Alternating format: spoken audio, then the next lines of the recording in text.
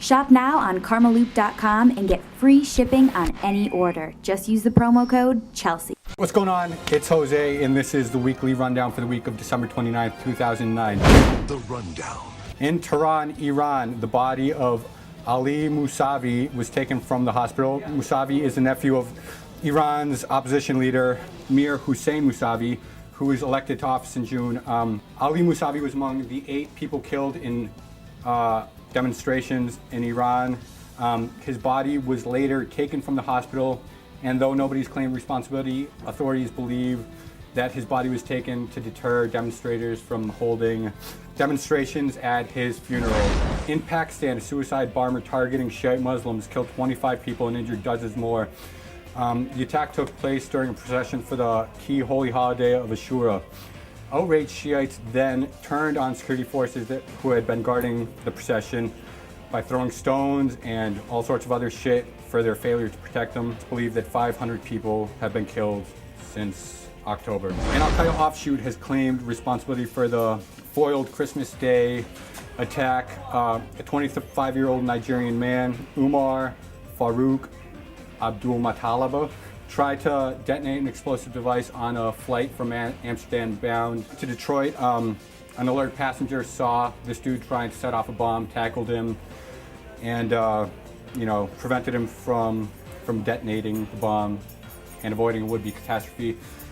He has been dubbed the crotch bomber because he kept the bomb in his underpants or some shit, and it's kind of going to make it hard for guys like me who can't help but pack heat in their underwear, it's actually caused problems for other travelers.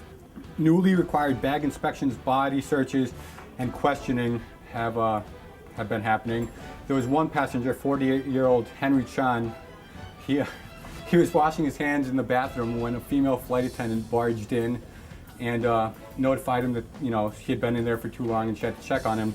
What I would have done if I was this Henry Chen dude is, shown this chick the heat that I was packing in my underwear and hoped for some of my own mile-high fireworks. And finally, New Jersey lawmakers are urging the people at MTV to take the Jersey Shore off the air because it perpetuates negative stereotypes. The latest request comes from New Jersey's Italian Americans Legislative Caucus. If anybody from MTV is watching, this is the only thing I have left in life.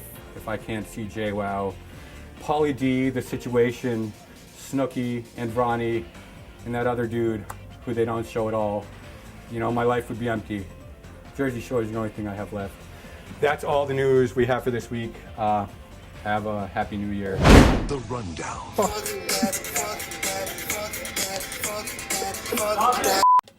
Quickie. It's time for another Quickies. December 30th is the anniversary of the execution of Saddam Hussein, officially bringing the Iraq war to something. I'm not really sure what. Anyways, Saddam was a bad guy, blah, blah, blah, same story. But after his regime was toppled, another group of nasty guys had a much easier time of doing some very nasty things, like harass, oppress, and intimidate some of Iraq's very old and obscure religious groups. While all minorities there were faced with difficult times in the ensuing chaos of the war, one particularly obscure religious group faces extinction.